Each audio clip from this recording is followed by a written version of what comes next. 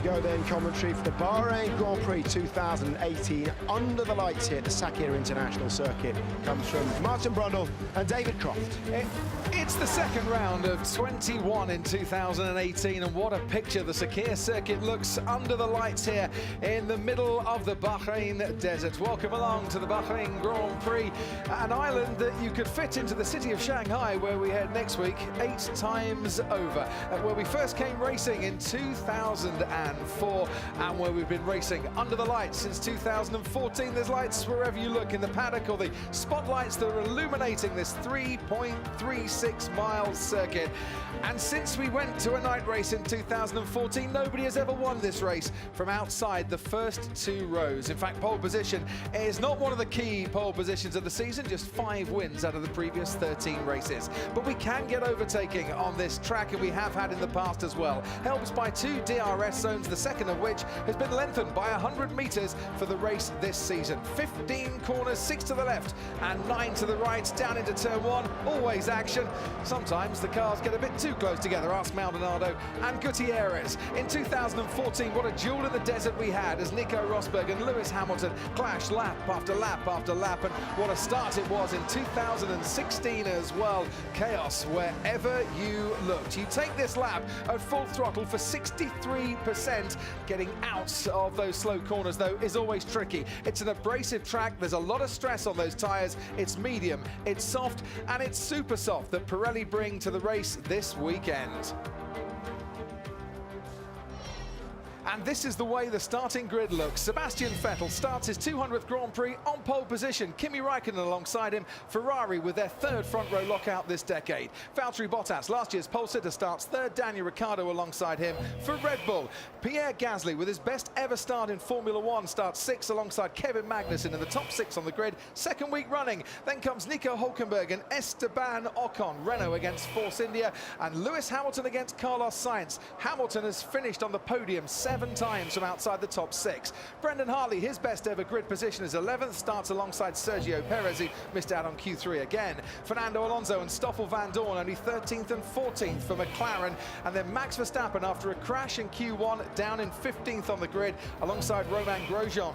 Marcus Ericsson was the lead sailboat once again for the 2nd time this season. Sergei Sorokin outqualified his teammate Lance Stroll, who starts last on the grid for the first time in his Formula 1 career. 20 drivers go into this race, Martin Brundle, some with hopes of winning, some with hopes maybe even of a podium from 15th on the grid. All of them know it's going to be a hard-fought win over the next 57 laps. Would be quite a podium there for Max Verstappen, given his 15th position on the grid, but we know he's got the touch on the brake pedal when he needs it, with the big overtakes as well. But there's a lot of fast cars ahead of him, but and there's one of them, his teammate, of course, Daniel Ricciardo, in particularly fine form this year, and a man who, when he gets to the braking zone, shouts brake and then doesn't brake for about another 3 seconds, and it's pretty impressive. That'll come in handy today, probably. Valtteri Bottas, I thought, look, as he does there, very focused. He got on the driver's parade truck, headphones on, looking very un-Valtteri, actually. I think he knows he's got a fight on his hands, and his job today for Mercedes-Benz is to get amongst those Ferraris down into turn 1 and in the early phase of the race. And quite clearly, Lewis Hamilton will be on a counter strategy to the front runners. There will be a phase of the race where he's got some clear track ahead of him, where he can turn up his engine mode and get on with it when others are pitting. The top 8 start on super soft tyres. Hamilton starts on soft compound tyres. They were the tyres he used to get out of Q2 and into Q3. Outside of the top 10, they get a free choice of tyres to start this race. Perez, Alonso, Verstappen, Ericsson, Sorokin, Leclerc and Stroll all going for the soft compound tyre. It's an abrasive circuit, Martin. They want the luxury of being able to go that little bit longer for their first stint. And as we tick past 10 past the hour, the cars can finally leave the grid here for the formation lap. Yes, all the mechanics and equipment pinned against the pit wall. The cars can't go beyond the pit lane speed limiter until they've cleared. You can see them in the background there. Cleared the pack or the team working on each car. and then they can set about what is one of the most important laps of the evening. Valtteri, he's staying with his balance. Cars are very similar at the moment, so if we go plus half, we'll just be a little bit more aero balanced than him. How is the temperature? Temperature's 33 degrees, the same as FP2. Yeah, imagine it may cool another degree or two from here, but it's not going to be a huge amount. It sounds like they're cranking a bit of front wing on Lewis Hamilton's car from what he's felt on his outlaps. They can often be a little bit deceiving because you can't really attack an outlap to the grid as you normally were. But I talked about this being one of the most important laps of the night, preparing the car, tyres, brakes, keeping the engine and gearbox down, keeping everything up where you need it. Type temperature means type pressure, means ride height, means the right amount of grip off the grid. Don't smoke the surface of the rear tyres and change the property of the rubber. You've got to do so many things to have the car in the zone, ready to launch, and there's a decent run down to turn 1. So you've got two Ferraris out in front. The next time they come into turn 11, if that's the case, Sebastian Vettel is going to be absolutely beaming. This start, this 500 metres down to turn 1 can be very chaotic indeed. This man we saw in Albert Park, Kevin Magnussen, get amongst them. And if Daniel Ricciardo or Valtteri Bottas find themselves behind the Haas, well, that's A, great news for Haas, B, probably even better news for Ferrari. Indeed it is, but you have to be more careful here than even Melbourne Park. Albert Park in Melbourne, that's sort of a 90-degree right-hander. It's a hairpin they turn their head down to in turn 1 here. So you can look a hero for about the first 50 metres of being Dan Deere on the brakes, and then you just smash into the side of somebody. But it's sometimes worth going right down the outside here too. Nervy times in the Verstappen camp. This time last year in China, he went from 16th on the grid to finish 3rd that afternoon. He's in the mood, as he told Martin Brundle on the grid walk, to get some overtaking done today, or tonight, we should say. Temperature being got into those tyres, everyone weaving from side to side as we get to the end of the formation lap. And we remember this weekend, the double world champion, the legendary Jim Clark. 50 years since we lost that great driver. 50 years since he was taken way too short. Jim Clark, remembered by everyone in Formula One. They're doing a prescribed number of burnouts to their grid slot, so at 47 seconds past into this minute, Sebastian Vettel's parked up. How long will he have to wait for the rest of them get their act together behind him into their grid boxes and get ready to go? The two Williams there towards the back, and amongst the two Saubers as well. There's the Haas team. Nerves for them, Martin, Very after nervy. Australia. Be a nervy first pit stop, won't it? So we now can see that Vettel's been there over half a minute already, which is why it's so important for his car to be in a zone he needs it, plus waiting another half minute on the grid. Nerves at Toro Rosso too, starting in the top 5 for the first time in 2 years. Sebastian Vettel starting on pole for a 51st time in Formula One. It's lights out and away we go. Vettel gets away very well. Hamilton tries to get past Nico Hülkenberg straight away, and it's Sebastian Vettel from Valtteri Bottas, Kimi Räikkönen on the inside, Ricciardo covering off, Kevin Magnussen, Sergio Perez trying to find room around the outside, and it's Vettel into turn 2 he goes from Valtteri Bottas, the Mercedes ahead of the Ferrari, and there's Kevin Magnussen making contact and having to run wide and almost chopping off the front wing of Esteban Ocon. As down towards the hairpin we go now. Magnussen on the inside of Nico Hülkenberg. What a lap it's been for the Haas driver, trying to make places back up again, and that is Sergio Perez spinning around at the hairpin. We're on board now with Lewis Hamilton. Hamilton down in 9th place. Hamilton busy changing his brake bars. We saw it on the steering wheel. What utter brilliant madness those first few corners were. And the madness might just continue as well, as there's cars going off onto the runoff area. Romain Grosjean getting pushed wide. Down into turn 10 we go, and that's Max Verstappen on the inside of Brendan Hartley. Verstappen's making up places and already going very nicely indeed, up into 12th place. But Sebastian Vettel leads from Bottas, from Räikkönen, from Ricciardo, Gasly. Good start from him, from Magnussen, from Ocon, Hülkenberg, and then Alonso. Van Dorn had a very slow start. He's the one that slipped back, the worst I would say for McLaren, but of course then we saw Perez going backwards as well. at turn 4, but Bottas did the job he had to do, and he splits the Ferraris so that it doesn't give them such an easy ride later on in the race, covering off if Hamilton's coming through the pack. Kimi Raikkonen, who's not made up a place since 2016 in Abu Dhabi on the opening lap of a Grand Prix, losing a place on this one. He is down in 3rd place, 2.5 seconds behind the race leader, Sebastian Vettel, as through they come, past the line for the first time in 50 out of 57 laps. Pierre Gasly 5th, Magnussen 6th, and there, Max Verstappen and Lewis Hamilton dueling, going into turn 1. Verstappen on the inside, they are going wheel to wheel. Fernando Alonso's going to watch out, and they make contact. Verstappen gets past and almost runs over the front wing of Lewis Hamilton as he moves himself up into 10th place. Who's got a puncture? Looks like Hamilton slowing a little bit. Verstappen's got a puncture with that contact. Hamilton steams back past, so Verstappen getting punchy. Lewis wouldn't let him go, and it's Max with a left rear puncture and a long way to go until he gets to the pit lane. We've got about 2.5 miles to try and limp back, and that already, the damage on the rear left tyre. Oh, my puncture. Copy, Max, copy.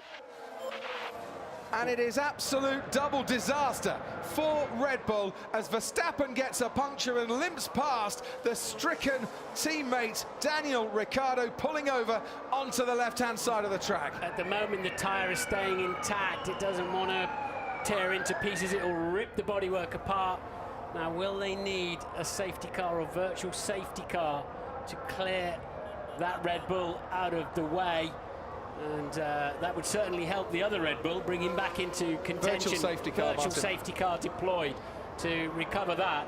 So at least Verstappen is losing less time while the others are controlled by the virtual safety car speed. So we're on board with Verstappen now, Hamilton ahead of him, and he knows that there is a gap coming at the end of the main straight. Alonso rather squeezed them up a bit. That's where they clashed. That's where Verstappen ran over the front wing of Hamilton's Mercedes. That's where he got the puncture. Verstappen had the move made. Lewis wasn't going to cut him any slack. I don't really know where Lewis could have gone, and it was the lightest of touches, but the sidewall of the tyres are really stressed, and immediately it's punctured. Hopefully he hasn't got any suspension damage to go with that, but that has ruined Red Bull's opportunity twofold, and he's still limping home. But if that tyre comes adrift, you really want it to leave the car like a polo mint and get out of the way, so it can't do any more damage, and he'll be dragging. I think I lost drive, mate. Okay, try and limp it home. I'll get back to you. It doesn't seem to be doing too much damage. Let's go down to Paul di Resta watching from the pit lane for us. Verstappen's coming in now.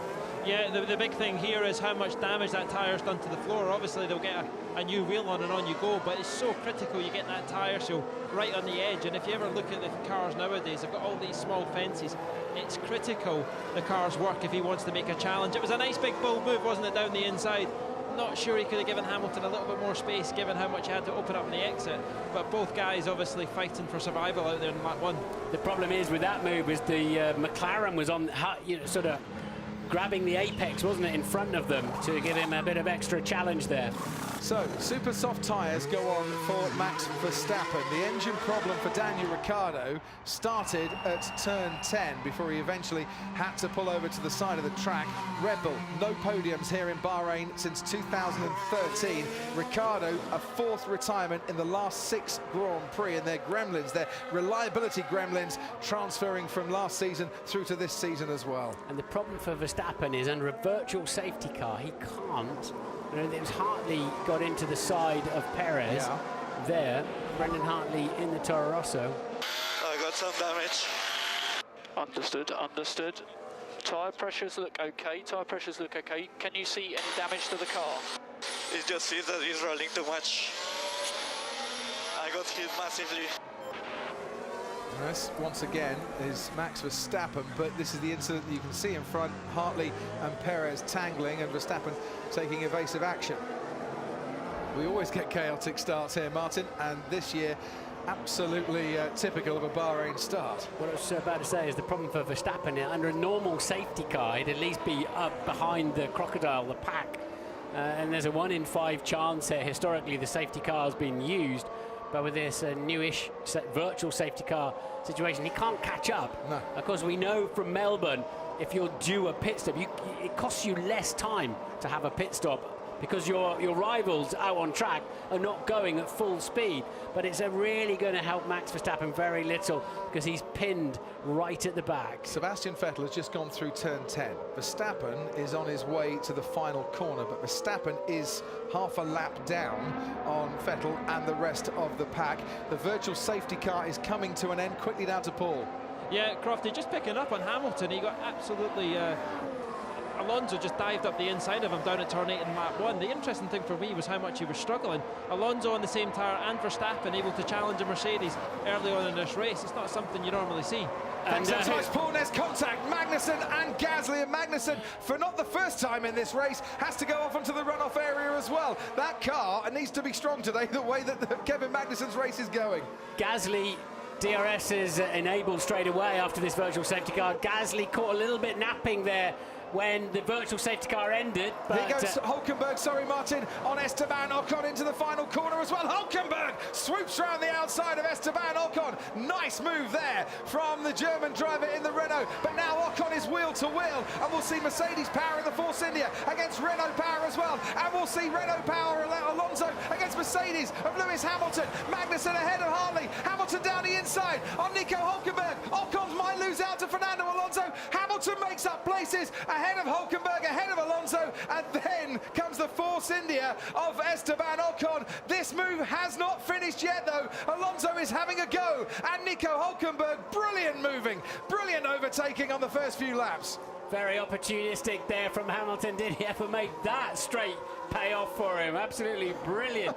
And it's those sort of moves that can make or break your evening when you start the race out of position. Hamilton, on the grid, as you can see, up to 6th place as Stoffel Van Dorn down on the inside there of Lance Stroll in the Williams, and that is Max Verstappen out of this race by the looks of it as well. Was there too much damage after he sustained that puncture? He has pulled over to the side of the racetrack, and that, Martin, could well be another virtual safety car whilst they recover. He's in a service road. He'll be all right there, I think, David, but I'd be surprised if it was damage from that puncture, unless he's got a broken suspension as well. That looks more like a mechanical issue to me, parked there, but I don't think it'll just be bits hanging off and losing performance. We'll see. But it looks as if both Red Bulls have just plain broken down. I would imagine Paul di Resta's taking a little walk now down to the Red Bull garage to see exactly what's been going on there. Kevin Magnussen has just radioed to say, I think I'm a lot quicker than Pierre Gasly.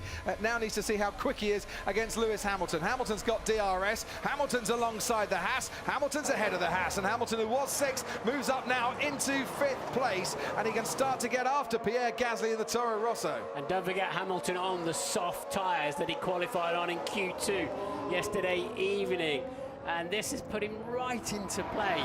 Hamilton, although he's 13 seconds off the lead at the moment, but he'll soon have some clear air in front of him, and it brings him very nicely into this race. Now look at this for a triple overtake. This is fantastic. The McLaren behind Hamilton, you can just about see the track through the sparks. Down the inside he goes. And I tell you who did well there, Hulkenberg, because he was outside the field of vision of Hulkenberg's mirrors. It would have been very easy for the Renault to just slam across the front of the Mercedes, especially when you've got somebody coming from from 2 cars behind you to work out what's going on there whilst you're busy wrestling somebody else. Ocon was the one that lost out as well because he couldn't get past Hulkenberg, and Alonso then nicked a place off the Force India. So we're on lap 6 here. Sebastian Vettel, who's had quite a comfortable race so far, it seems, is still leading ahead of Valtteri Bottas. There's about 2 seconds between Vettel and Bottas at the moment. Kimi Räikkönen comes 3rd, 2.5 seconds further back. Then Pierre Gasly, and the front 3 starting to move away a little bit from the Toro Rosso.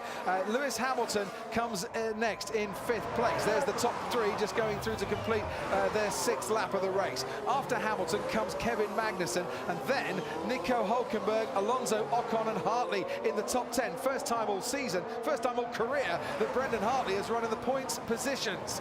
Pierre Gasly has got Lewis Hamilton right on his tail. And Martin, let's have a look at the start. So we're watching, we've highlighted Räikkönen and Bottas because Bottas gets a much better launch, doesn't he? And between the 2 Ferraris, and Mercedes will be delighted with that because it opens up options. But Räikkönen's still got really the inside line, the high ground there, was cautious on the brakes and then somehow behind them, despite some contact, nobody actually went round or broke their front wing. Hamilton had a brilliant start and was diving all over the racetrack trying to avoid others.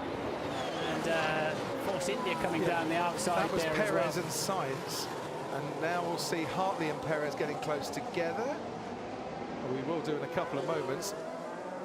That incident, by the way, that Perez and Hartley is being investigated by the stewards for causing a collision. Can be quite cautious then down into turn one. Easy to say from up here, but with cold front brakes and coolish front tyres and 105 kilograms of fuel. Oh yeah, it was just a little bit slow, wasn't it? The launch actually engaging the clutch, and that's why Valtteri Bottas, his fellow Finns alongside him.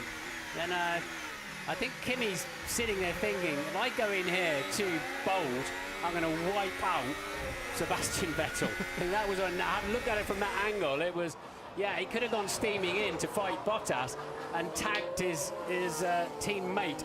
I nearly said team leader there, but I'm not sure he's team leader yet. Not officially. Now, Hamilton fancies a bit of Pierre Gasly, breezes past Pierre Gasly along the straight there, and Hamilton, starting 9th on the grid, is now up into 4th place. Smart from Gasly. There's no point in fighting the inevitable. In a Toro Rosso Honda, there was no point in losing any time with darting all over the racetrack, trying to hold Lewis Hamilton up. His fight is right here behind him, is Pierre Gasly, with Magnussen, Hülkenberg, Alonso, Ocon and co. And apparently Hülkenberg is struggling with his battery. Interesting information coming through the McLaren team radio there. Renault also reporting that Carlos Sainz had a lot of wheel spin off the line as well, and certainly under pressure with Lewis Hamilton going down towards that first turn. We can watch now Fernando Alonso gaining on Nico Hülkenberg. Quite a battle in store, I think, for those two. This battle's happening round about 19 seconds away from the leaders. The turn one incident involving Verstappen and Hamilton has been noted by the stewards. No further action. I think that's the only decision you can make there. It is, yeah, Verstappen could have given Hamilton some extra space. Hamilton could have backed out of it because he'd lost the position. You've got the McLaren clouding the whole issue anyway, and it was a bold move. You don't want to dissuade drivers from having a go by penalising them every time it doesn't quite work out. It's something we started a couple of years back, and I'm pleased to see we're carrying on doing that. Right, down the main straight then, Kevin Magnussen leads Nico Hülkenberg, leads Fernando Alonso. Are either of those two cars close enough to put Magnussen under a bit of pressure? Not on this particular occasion, so he can breathe a sigh of relief, and he can also breathe a sigh of relief from the stewards' room as well, because the incident between Hülkenberg and Magnussen has been noted, and they don't want to do anything about that either. Paul di Resta, down to you in the pits. Yeah, I made a swift walk down to the back of the Red Bull garage to see just where Max is going in now. Christian Horner came out quite quickly. Danny Rick was just coming in. He obviously apologised what it was, but I asked Christian if he wanted the word, who's normally pretty good with us, and you could see the tension there. Massive double disappointment to happen within the space of a minute, both cars out of the race, and he looked like he was going to make a sharp exit from here already. 2 Red Bulls gone in the opening exchanges here in Bahrain. Elsewhere in the Red Bull stable, Brendan Hartley has a 10-second time penalty added to his pit stop for causing a collision. The stewards have decreed that the incident involving Sergio Perez is worthy of a penalty, and for crashing into the Force India, he will sit for 10 seconds before they can do any work on his car whatsoever when he comes into the pit lane. It's a way of penalising the driver without completely taking them out of the race with a stop and go, whatever. At least they can serve that penalty. And it's a reasonably, they could have been a 5-second penalty. It's a 10-second one, reasonably harsh. The cars will sit for that long, having just steamed off the racetrack without overheating. It's not good for them, but then they can set about that. Will seem like an eternity while he's sitting there. But let's calm down a bit, Crofty. Let's talk strategy. What can happen now? We assume, I mean, will they pit Raikkonen relatively early? I think they can normally expect to go 16, 17 laps. We've had some virtual safety car to extend that. 16, 17 laps before they'd think about a pit stop. Will they pull Raikkonen in to make Mercedes nervous of an undercut and have to bring Bottas in? That'll get Bottas off Vettel's back. They'll have to respond with Vettel then reasonably quickly. And Hamilton then 14.4 seconds off the lead in clear air, lapping at the same pace as the leaders, but on more durable tyres. Hamilton can go longer in this first stint. If they bring Raikkonen in and the undercut here is quite strong, then Bottas will have to respond. But then Sebastian Vettel will have to respond quite quickly as well, because Bottas will be doing the undercut on the race leader. And it's whether Ferrari want to extend the second or possibly third stint of Sebastian Vettel by that much longer. Already coming into the pits, though, Force India, Paul di Resto.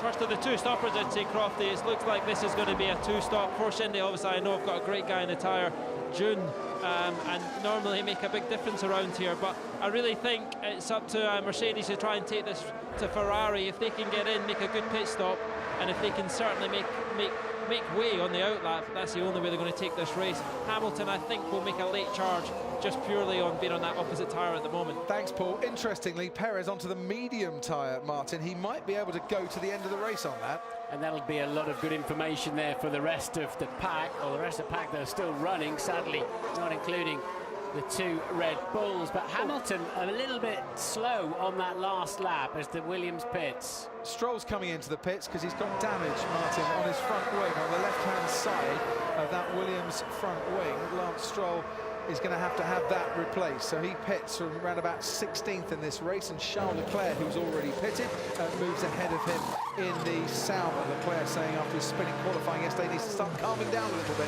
on the racetrack. And of course they use the front wing for the jacking point, so when you need to change the front wing, you've got to get men in there to lift the car, because your jacking point disappears, and that's the complexity of changing your nose and front wing. And about £250,000 worth just goes on there. And in terms of R&D and cost and build, who knows, but it's they're very expensive items. And they wince into every single little jewel, the guys that build these front wings, which may or may not get simplified a little bit in the future as well. Super soft tyre for Lance Stroll as Williams go a little bit aggressive, and that is a Red Bull garage where they started packing up. The hop will be made to China, so they might as well get packing early because, well, of this is Ricciardo. Oh, steering wheel's gone dead. Everything's gone dead, look. No power, no signal. It's like somebody switched the master switch off. Yeah, the lights are on around the paddock, but no lights whatsoever on the dashboard of Daniel Ricciardo and his teammate Max Verstappen with that puncture. Did it cause any rear suspension damage? Martin, you're having a good close look at that. There's certainly nowhere near as much floor damage as I expected. I wonder if the brake ducts got damaged, though. Possible. Look at that Ferrari, you can see it in the lights. It's a constant plume of oil coming out of the back of it, of sort of mist, sort of vapor, isn't there? More on that in a moment. Let's head down to the pit wall, and McLaren and Eric Boulier, their racing director. Fernando Alonso 8th, Stoffel Van Dorn 17th. He lost out at the start, Eric, but Alonso's making up places for you. Yeah, I mean a good start, a good first lap, obviously, and he's controlling his pace now, and he's okay. It's now a very good time to start thinking about undercuts and bringing drivers in early. Could you go aggressive with Fernando Alonso in his first stop? Well, we have to also clear the traffic behind him, and this is not done yet. Okay, so as soon as you get a gap and you're looking to feed him out, when? Behind someone like Brendan Hartley, possibly Carlos Sainz? Well, we don't want to be behind a slower car now, so obviously. Oh, you're saying the Renault's a slower car than the McLaren, and things are looking up there, Eric. I didn't say that. But on the balance of things, looking a little bit better in the race so far for McLaren. Yeah, no, it's, we know based on Friday, obviously we got it wrong yesterday, but on the race pace our car is better. We heard the engineer telling Fernando that Nico Hülkenberg is complaining about battery power. How do you know that information? Just let the fans know that, Eric. Yeah, we obviously we monitor any radio communications from any teams, like all the teams are doing actually. Yeah, and you can't encrypt it. You're not allowed to encrypt it. No, you can encrypt it when you're in the garage, not when you're on the track. Excellent. Thank you, Eric. We'll be back with you just a little bit later. This was the starts from Lewis Hamilton's perspective. You can see the incident between Magnussen and Hülkenberg. The steward said no further action. Magnussen came on the track. Said at the time, Martin, he almost took out the front wing of Ocon. Lewis there, wise old Lewis. He was on half throttle on the way up to turn 4, just watching them all larking around in front of him, but when his opportunity arose, a triple overtake down the pit straight, and that's the bit I was talking about. It would have been very easy for Hulkenberg to cut across the front of the Mercedes, the reigning world champion, but of course not the world championship leader. He's leading the race too. And out of undercut range now as well, Sebastian Vettel. He's about 3.5 seconds, 3.3 seconds clear of Valtteri Bottas at the moment. And Hamilton's now 14.7 behind. The last time I mentioned that was 14.4, so I know he's on the soft tyres, but he's losing out a little bit to the leaders. Playing the long game though, if we thought, and we had a little conflab in the paddock this morning, Mercedes possibly could go a one-stop strategy, the soft tyre and then the medium tyre. They ran very long with the medium tyre in practice. And he doesn't have, neither Mercedes driver has a new set of the super soft, the red mark super soft tyres. They burned them all up. So were they heat treating a set last night, or are they just going to go straight onto the mediums, as you say, of which they do have a new set? Right, Kevin Magnussen is now pitted, so this might start a little chain reaction on the next lap as well, and this will be watched with great interest by all fans of the Haas Formula One team, and I'm sure hearts in mouths on the pit wall and amongst the crew as well after what happened in Australia for the first race. Looked like a very straightforward stop that time around. Nobody's putting their hands up to say, no, we haven't got the wheels put on properly. Magnussen in and out, and they'll say well done, all the guys as they head back to the garage. Yeah, it looked like a good stop. Sadly, we're not getting any pit stop times for some reason again today, but it looked like a sharp stop. Now, the stewards are having quite a busy race here. They are looking at Sergio Perez and Brendan Hartley under the formation lap, under investigation for a failure to maintain order. You can't overtake, Martin, unless you're trying to make up places because you had a stall on the start on that formation lap. Where do they start in relation to each other? Well, Perez started Side by 12th, Hartley side. 11th. I thought you were allowed to jockey around a little bit amongst your row on the grid. So clearly he's sort of been ahead of him on that formation lap. But I didn't realise you weren't allowed to do that within the zone you're in. Right. And the leader obviously controls the pace of the pack. I'm thinking because it's Perez's name that's come up first, it's he that's under investigation. Maybe he was ahead of Hartley for that little bit too long. Well, Perez was certainly behind Hartley on the grid. Yeah. So we wouldn't want to be ahead of him. Right, now I This said looks a chain bit of a reaction. panic, doesn't it? Well, because Kevin Magnussen came in, Fernando Alonso is now responding for McLaren. So Magnussen's had his stop. Now, could it be that Fernando Alonso's under a little bit of pressure and just thinks, no, now's a good time to get in? Hulkenberg hasn't been able to react. Can he be under pressure next time around? It's the medium tyre that goes on Fernando Alonso's car as Magnussen gets past Leclerc on a fresh set of super soft tyres. Could McLaren be going to the end here?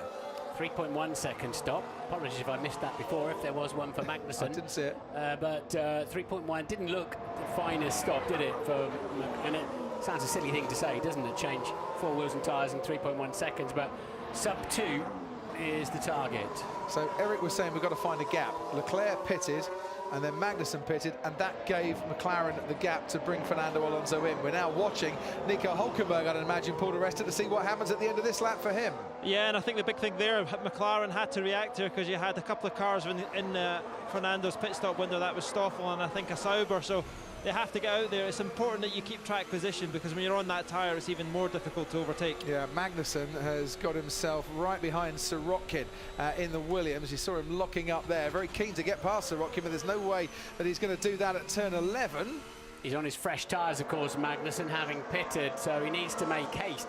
But what he doesn't need to do is wear big holes in them by pushing them down the road locked up at a couple of 100 miles an hour or whatever. Pierre Gasly's coming in for Toro Rosso. He's driven a fine race so far, has Pierre Gasly. Nico Hulkenberg is coming into the pits to cover off the undercut threat from Fernando Alonso. He stops on his marks a little bit longer than you would have wanted if you're the Toro Rosso wheel guys. Goes back out on a soft compound tyre. There's Fernando Alonso in the background in the orange. You can see Nico Hulkenberg on the left-hand side of the screen coming out of the pits now. You can see Kevin Magnussen in the middle of your screen getting past Sergei Sirotkin. Hulkenberg is going to cover off Fernando Alonso, gets out ahead of the McLaren. They had to cover off the threat. And that is why Magnussen was so punchy in the traffic. He knew he had a chance to clear Gasly. He could get a clear run at it and hasn't done so.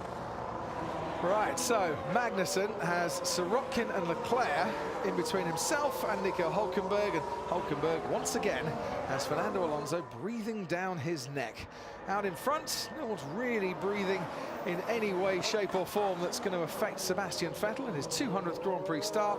He leads by 2.7 seconds from Valtteri Bottas. Kimi Räikkönen now has about 7 seconds back to Lewis Hamilton. He's still lapping in a decent pace, Martin, 3/4 tenths quicker than the two Ferraris. Their tyres, their super soft tyres, starting to go off a bit. It looks like it's starting to come to Hamilton, doesn't it, in the second phase. I'm imagining him going to lap 30, Lewis Hamilton on those tyres. Here goes Fernando Alonso and Charles Leclerc. That's an easy little scrap there for Alonso in his 292nd Grand Prix, and Leclerc in his second. Alonso's driving a great race. And that is a bold overtake going into there against the new boy. Sirotkin was having none of it. Sirotkin, former Renault reserve driver, not doing anything there to help his old team out, and why should he? He's battling for Williams, but he hasn't got the straight line speed to defend going into the final corner. And Alonso will get a lovely bit of DRS. Hülkenberg doesn't. And that is going to push Alonso past the Williams Mercedes. Well, flat out in 8th gear. Eventually it will, but he's going to have to fight for it, to be fair. In a straight line, Sirotkin was giving Fernando Alonso something to think about. Under braking, I think Alonso a bit more confident when he put the brakes on there. Yeah, DRS is very powerful, that extra 100 metres in, isn't it? You don't want it to be a wave by. No. It wants to just bring drivers into play so that they have to finish the job off by themselves. So looking at the times out in front at the moment, Martin, Sebastian Vettel now 1.1 seconds slower than he was on his best lap, which was lap 6. Yeah, I'm not surprised. We're expecting 0.1 of a second degradation per lap on those tyres. Remember, they've done qualifying as well. And you can see, obviously, different strategies on the brake cooling there between the McLaren. They use completely different brake material to the Williams. The Williams brakes were well over 1,000 degrees and glowing orange as they got to the end of the braking zone. We are on lap 18 of this Bahrain Grand Prix. We've lost Verstappen and Ricciardo from this race. Loss of power for Ricciardo, and a puncture followed by a retirement after his pit stop for Max Verstappen. Kimi Räikkönen's pace is not strong enough to put Bottas under pressure to have any kind of ability to upset Mercedes' thinking process with regard to Vettel out front. Bottas just took half a second out of Sebastian Vettel's lead on the previous lap. Kimi Räikkönen was slower as well than Bottas, and Hamilton is now 6 seconds behind Kimi Räikkönen. Paul, down to you. Yeah, this is the same scenario that Mercedes were in Melbourne. They can't let Mercedes stop Ferrari. They need to take the race to them, and I think they'll have to pull Vettel in a bit earlier just to cover it and probably commit to a two-stop way earlier than they'd want. And then Mercedes may do the opposite, obviously, with Bottas. There's Ferrari reacting now. And medium tyres on, so that's a two-stop, isn't it? With, soft tyres. That's a two-stopper. With that, putting those on. Sebastian Vettel pits. Valtteri Bottas takes over at the front of the field. Let's see how the Ferrari crew go here, and they are responding. Are they? No, they're not. Is that the double bluff by Mercedes there as Vettel comes out? Did the Mercedes pit crew come out and say to Ferrari, oh, we're going to pit Valtteri Bottas, and then not pit Valtteri Bottas? Either way, Vettel comes out onto the track behind Hamilton, Räikkönen and Bottas, who haven't stopped yet, and ahead of the man in 5th place, which is Brendan Hartley. So we saw Hamilton coming through the foreground there, and that's the kind of lead he's going to be enjoying soon once the three in front of him have pitted and get rid of their super softs. And we'll see what the relative pace is now for Mr. Vettel in the Ferrari. Well, Valtteri Bottas was starting to close in on Sebastian Vettel, so it's all going to start happening now, Lewis. Remember, we are sticking to plan A. Plan A, we think, is a one-stop strategy for Lewis Hamilton. What I would say is that Bottas is looking pretty good for Mercedes as well, and if he's nursed his tyres and not taken too much life out of them, how will his times stack up against Bottas now on the fresh, soft tyres? I can't help but think this has swung towards Mercedes-Benz, those few laps where Ferrari was struggling. We didn't expect them to struggle. Now, interestingly, Martin, as much as the Mercedes on those tyres, but Ferrari then getting ready for a pit stop. Yeah, Kimi's going to come in here, and I wonder, are they trying to force Paul di Resta, Mercedes, to pit Bottas a little bit sooner than Mercedes are thinking? Yeah, I think they do. They definitely want to make sure they keep them on the same strategy because it keeps them out there. The thing that Hamilton's got, because he qualified in that soft and started on it, he can fit another set of softs at this next pit stop and just go that little bit longer on this first to enable him to make it one stop. And while we're watching this, Vettel's on a storming middle sector, storming final sector. So the undercut is going to work very well here. There's no doubt about it. And but they've got to run a little bit further on these tyres. But Vettel's pace is outstanding at the moment. Yeah, on those fresh tyres. Absolutely, he is pretty much lighting up the track under the night sky here in Bahrain. Lap 20. And this was when Sebastian Vettel pitted.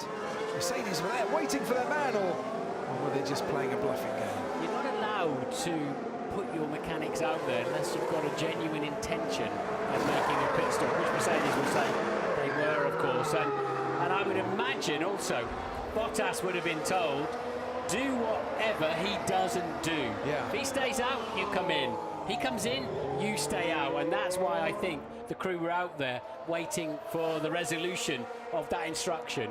Does it also, Martin, just make it that little bit harder for Sebastian Vettel to get into his pit box as well, if you've got to manoeuvre your way around the guys that had already come out? It does, but as I say, under the regulations, you're not allowed to just park men out in the pit stop lane and put them at risk if they're not intending to do something. But they are allowed to change their mind, and that would be the excuse given. Yes. Oh, well, we thought it was a good idea, and we thought it wasn't a good idea.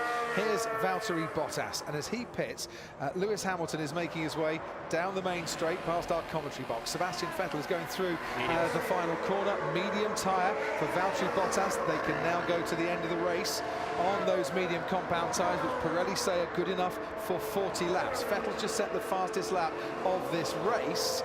Ferrari on the soft compound tyre. Have Mercedes now switched Valtteri Bottas' strategy? He comes out ahead of Kimi Raikkonen, so they've covered off the undercut there, but can Vettel get to the end of the race on those soft tyres? Does he have to pit again? Could Bottas make it to the checkered flag without pitting?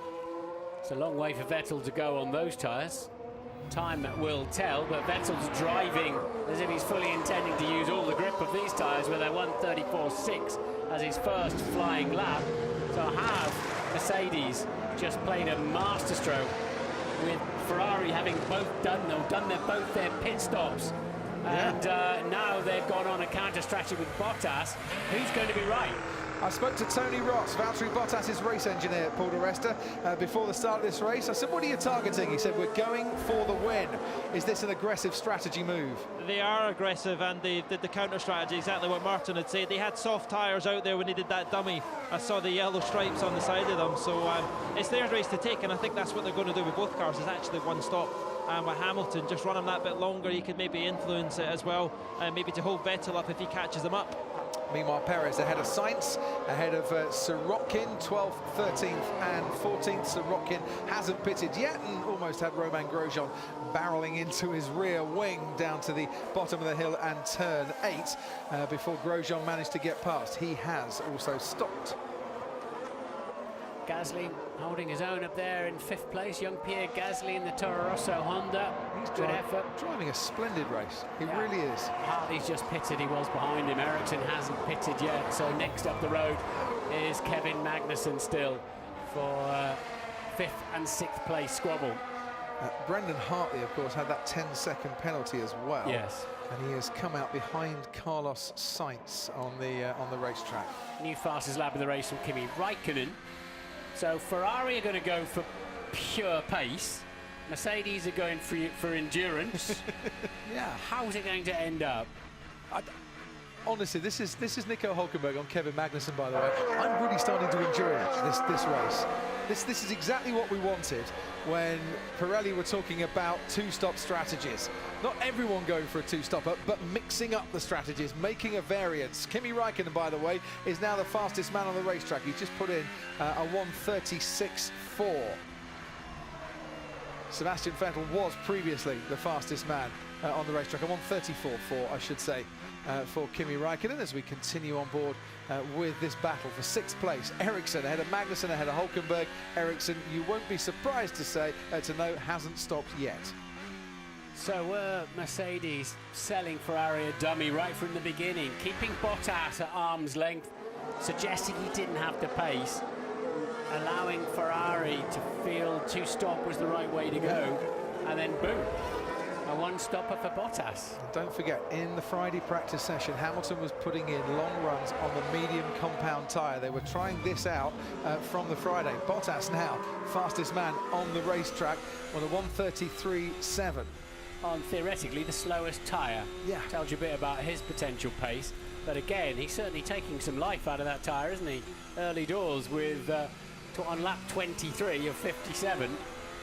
Last year, the teams didn't really want to go onto the medium tyre. It wasn't a tyre they liked very much, but Pirelli over the winter brought in the new compounds and softer compounds too. There is Kevin Magnussen making his way past Marcus Ericsson, who I said hasn't stopped yet. And Magnussen puts himself up into 6th place ahead of Ericsson and then Hülkenberg 7th and 8th. So that medium tyre this year, Martin, to go back to what I was saying, is pretty much last year's soft, which is the tyre they all wanted to be on. I know, but you still get the impression talking to the teams through a weekend that, you know, the hardest tyre that they bring to the race is like a backup, something just to keep the wheel rims off the ground while it's parked in the garage, you know. Suddenly, Bottas turns in a 1:33.7. It looks like a mighty race tyre. Yeah, it seemed like they were disinterested in it through free practice. Now, Sauber were also going very long on the medium compound and trying their various strategies, but Ericsson on the Friday, but Ericsson's on the soft at the moment, and he's just rather frustrating Nico Hülkenberg a little bit here, because Hülkenberg would like nothing more than to get past the Sauber and to get grips and battle to battle and wheel to wheel with Kevin Magnussen, and there's no love lost between those two from last year, so we'll see how that evolves. But I have to say, Ericsson's driving a really good race here. He's keeping it clean, keeping it in the middle of the road, then on the racing line. Hülkenberg will have way more drive off the corners and then DRS down the pit straight. Unless his battery is affecting him that much. I was talking about that earlier on, but his relative pace, he stayed right in there with Magnussen and ahead of Alonso. So I don't think he's struggling too much. He ought to now release off the final corner, and job done, because the Sauber goes in the pits. And the medium tyre going out of the blankets and on for Ericsson, so that's a one-stop strategy that they're going for there. Lap 24 out of 57, and Marcus Ericsson comes into the pits from a points position, and it's not often I have the chance to say that, and I'm actually quite glad that I can get a chance to say that, because it's good to see Sauber that much more competitive this season. And while we're watching that rather slow right front coming off there, Vettel is catching Hamilton at quite a rate of knots, so that's going to be interesting to see what Mercedes does. Will they try and back Vettel up into Bottas? He's 7 seconds behind, but of course on those fresh tyres, and now with a different strategy to Mercedes, Vettel needs to get to and past Hamilton very quickly. If Ferrari are stopping again and Hamilton isn't stopping, or Bottas isn't stopping once again, it's a 23-second pit lane loss here. So Vettel needs to build that 23-second margin to make sure he's ahead of one or both of the Mercedes come the checkered flag. And Sebastian Vettel is now within DRS range of Lewis Hamilton. And I dare say on this track, Martin, Hamilton's not going to be able to keep him at bay for very much longer. Considering Perez was pointing backwards in turn 4, he's right up behind his teammate now. He's done well, hasn't he? Yeah, Perez, since his pit stop's flying. You saw the oil trail there coming out of the back of Vettel's Ferrari in the lights. That's what there it is again. And so you're doing a good job, but just remember, we are on plan B. So they have switched it for Valtteri Bottas. So was he going for a two-stopper, and they've now gone on to a one-stopper? I think that's very good, very fast, but just take it a bit easy. A 33.7 is taking too much life out of those tyres. You've got a long, long way to go. So plan B for him is plan A for Hamilton. DRS for Sebastian Vettel. Hamilton manages to fend him off going into turn 11, but now goes a little bit wider. Vettel's got the inside line going up the hill towards turn 13. Hamilton still ahead of that Ferrari. Hamilton has been on these tyres since the first lap in this race. Sebastian Vettel came in on lap 18 to change onto his soft compound tyres. How long can Hamilton keep Vettel at bay? This is slowing Sebastian Vettel down all the time. He's stuck behind the Mercedes. And he'll be party mode down the pit straight, whatever they like to call it, because the longer he can keep Vettel at bay, the better. It destroys Vettel's strategy. He's going to have to stop one more time than Hamilton. But look, he's in the slipstream. DRS, nothing Hamilton can do about that. You can hear the cheers from the grandstands as Sebastian Vettel blasts past Lewis Hamilton and back into the lead of the Bahrain Grand Prix. But it is a lead that is not without its jeopardy, is not absolutely guaranteeing Sebastian Vettel a race win here tonight. You can bet your last pound in your pocket that Lewis Hamilton's going to be coming into the pits at the end of this lap, because job done for the time being. He's held up Sebastian Vettel. He's put in a very good stint on those soft tyres. Probably not a great analogy, but it's sort of hare and tortoise, isn't it? The Ferrari going hell for leather and the Mercedes playing the long game. And I have to say, that was... Update on the situation, Kimi, Hamilton leading, he hasn't stopped yet. He will be behind us when he stops.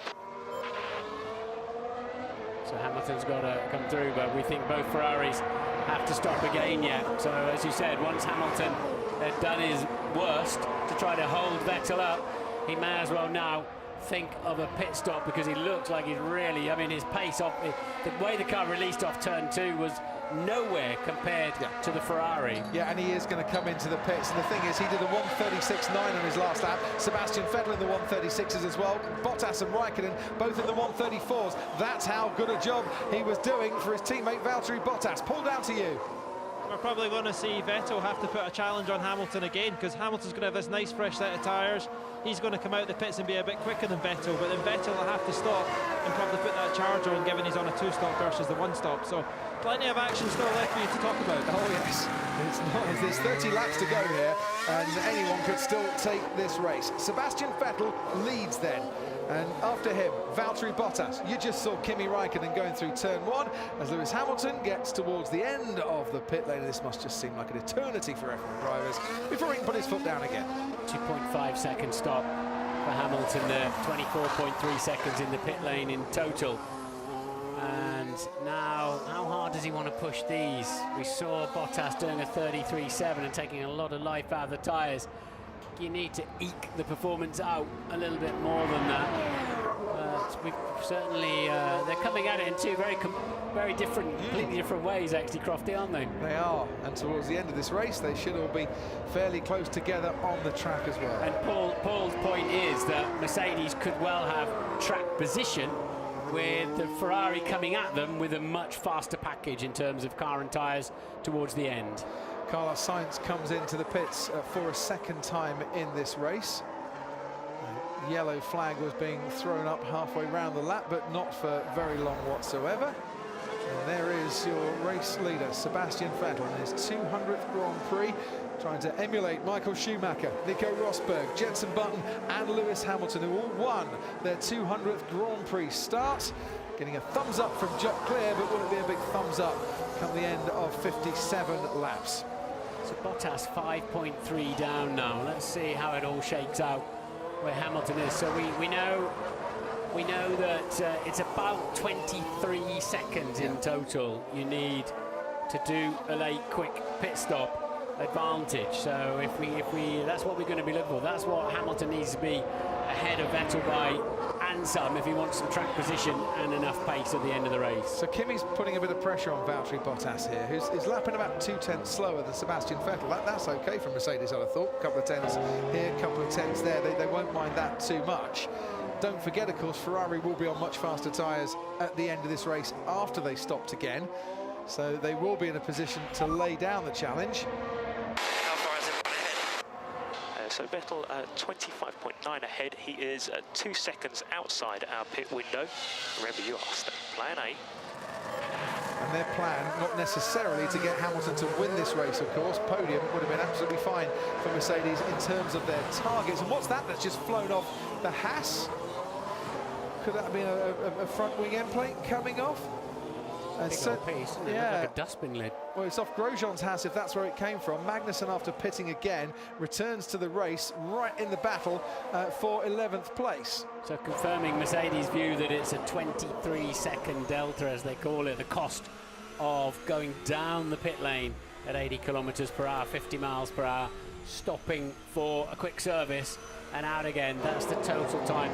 That's, of course, providing it's a green flag condition and they're all barreling down the pit straight flat out. The one thing I think Mercedes don't want at the moment is a safety car, or a virtual safety car, and maybe Ferrari wouldn't mind something like a virtual safety car once again. They executed it perfectly 2 weeks ago, of course, in Australia. There's Magnussen on Perez with the fresher tyres, soft tyre against medium tyre. He's got the inside line going into turn 11, and Kevin Magnussen puts himself up into 11th place behind his teammate Romain Grosjean, who we think just lost part of a wing.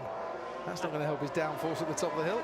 Perez has Ericsson for company now as well. He's doing a great job, isn't he, in the Sauber Alfa Romeo, is Marcus Ericsson. Sauber, who finished last in the Constructors' Championship for the first time in their history last year. Look at a much improved package in 2018. So the gap out in front then as into the pits comes Stoffel Van Dorn, and Romain Grosjean moves up, as does Perez and Ericsson. Look, here comes Ericsson on Sergio Perez. This is a battle for position, this. Ericsson gets past the Force India. Ferrari power against Mercedes power, and the Alfa Romeo Sauber is up past Sergio Perez and into 11th place. Part of the story there, Crofty, is that Perez has only had those medium compound tyres on for 20 laps. Yeah. And we're expecting them to do 30, aren't we? On 40, say Pirelli. Yeah. 40, but I'm in terms of Hamilton or others. And clearly, he's lacking grip. So what's going to fly off this? Yeah, is it a barge board from the side, from the left-hand side of Grosjean's Haas? Yes, it is, Martin. Yeah. It's left-hand sideboard, and now the floor's flapping around as well. That's going to attract the attention of the stewards there. We're going to wonder if the structure is safe enough and more bits are going to fly off. It's the other side we want to look at. I think if the barge board was sort of dragging down the ground, they might have been even more upset. And in fact, is that indeed another piece of the barge board, as it's known, the turning vanes on the side of the car? I wonder if that was also on the ground, but it certainly won't have done the handling any good. No, Paul di Resta, it's not what you want as a Formula One driver to see bits flying off your car. No, you don't. I was just trying to take a close look exactly what it was, but there's no chance. It looks like something from the barge board. Big thing for me is Formula 2. We were watching the race earlier, and they get to a certain point and they go into this second phase of the degradation. Now what happens is, as the track cools down in Bahrain, because it's obviously the night race, as the compound wears, the tyre temperature drops, and you just can't keep it in the window. And I really think Bottas is probably going to struggle, given how hard he's hit them at the beginning of this stint, to hold them alive at the end. And I think that's where Ferrari are just going to play the long run and then put the attack on. I'm just going to repeat the words of Gunther Steiner now on the Haas pit wall. Boys, stop it! Yes, that all looked a bit unnecessary, didn't it? Because Grosjean was busy trying to position himself, and Magnussen fancied coming back at him, but Magnussen with a damaged car. Remember, he had a couple of skirmishes, didn't he, in the early stages, the very early stages of the Grand Prix, to Kevin Magnussen. What the f*** is he doing? Guys, come on. Well, what he's doing is trying to keep you behind him, but is that necessarily a good idea, Martin, given that Grosjean stopped once, Magnussen stopped twice, is on a completely different strategy? Is Grosjean really playing the team game here?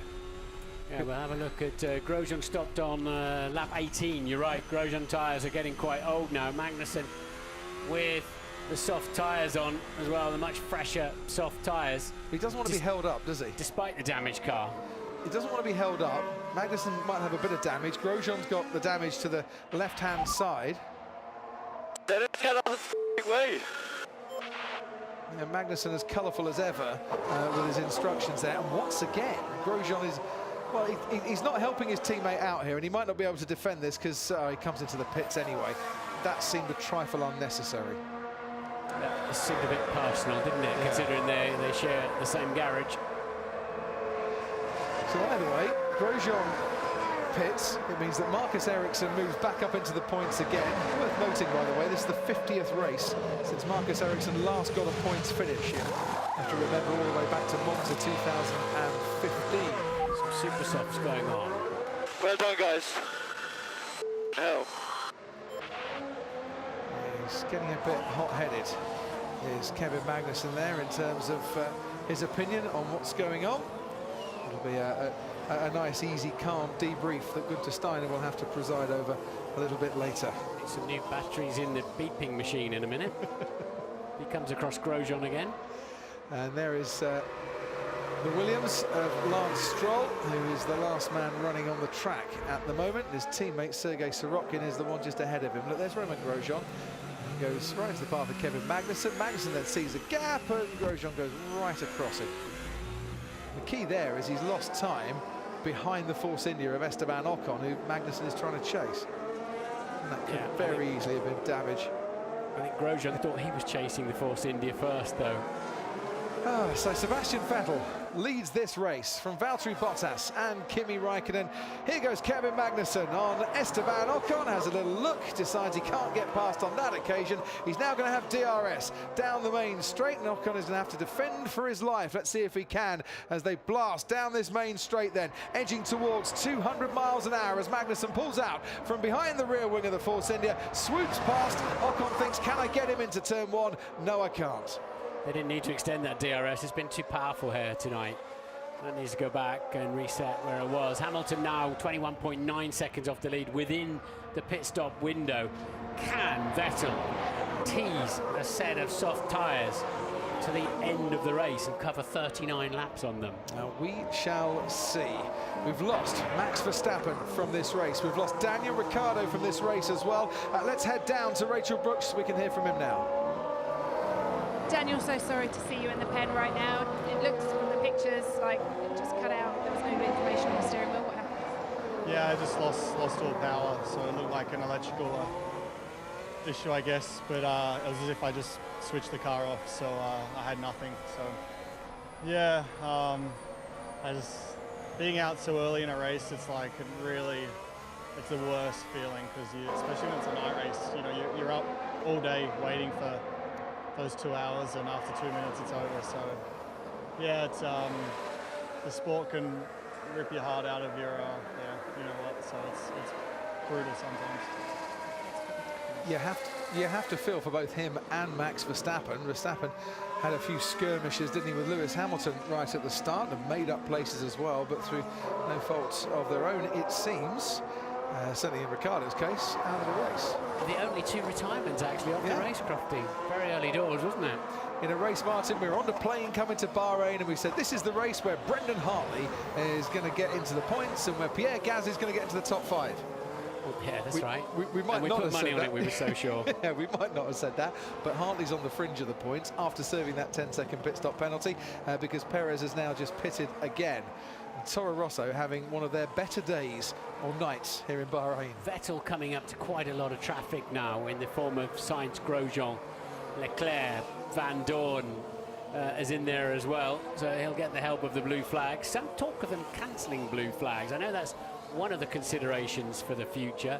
Make the drivers have to work their own way past the back markers. You know, that's just going to bring out my own personal party mode if that happens. Wouldn't mind that at all. The gap as it is, he'll come out right behind me, correct? Hey, firm, he's currently 1.3 unsafe to you, 1.3 unsafe. So let's look at Sebastian Vettel and Lewis Hamilton and their respective lap times. Vettel's last lap, a 1:34.8, and Hamilton put in a 1:34.3. Starting to come to Lewis Hamilton once again, with Sebastian Vettel pitting on lap 18 and having run these tyres now for 16 or so laps. The key here is it's not about necessarily Hamilton winning this race, it's Valtteri Bottas looking in a very good position as it stands at the moment. Absolutely. Yeah, he can definitely get to the end on those tyres, I would say, Valtteri Bottas. What about the Ferraris? And really it's Hamilton covering off Vettel for second or third place, isn't it, is what you're talking about there, with Bottas out front like that, with the right tyres on. Didn't have to take the gearbox penalty because he'd already taken a penalty in Melbourne, whilst he did change his gearbox in the same way as Hamilton did. A bit of an anomaly in the regulations. So how much faster can Sebastian Vettel go? Is there any way he can have a pit stop and get out ahead of Lewis Hamilton? Paul, they don't seem to be looking like they're ready to make a pit stop down at Ferrari just yet. Not yet. They may be waiting to get on that super soft when the conditions change. The other battle I'm really paying attention to here is Gasly. Magnussen's just about in the pit stop window. Paul, 2 seconds. Yeah, this looks like Ferrari might be managing, so just get yourself back to target. Clearly the direction Mercedes want to target lap time, but Gasly, yeah, the Magnussen thing, Magnussen's just in his pit stop window, but Gasly able to extend that stint and probably going to be on better tyres, so rock solid job by Toro Rosso so far. And he's coming into the pits, Pierre Gasly, just as you said that. So from 5th place he will pit, and he'll come out behind Hülkenberg and Alonso, but will he come out behind Magnussen? That would have sunk the heart of Lewis Hamilton. It's like, looks like Ferrari might be getting this, trying to get it to the end on these tyres. Well, at the moment, he's lapping quicker than Sebastian Vettel, as we see the Haas and the Sauber, Grosjean and Leclerc. Here's Carlos Sainz on Charles Leclerc as well. He's been in quite a race, hasn't he? There's Charles Leclerc. Guess what? While we're looking at that, Martin, Pierre Gasly has pitted and has come out ahead of Kevin Magnussen.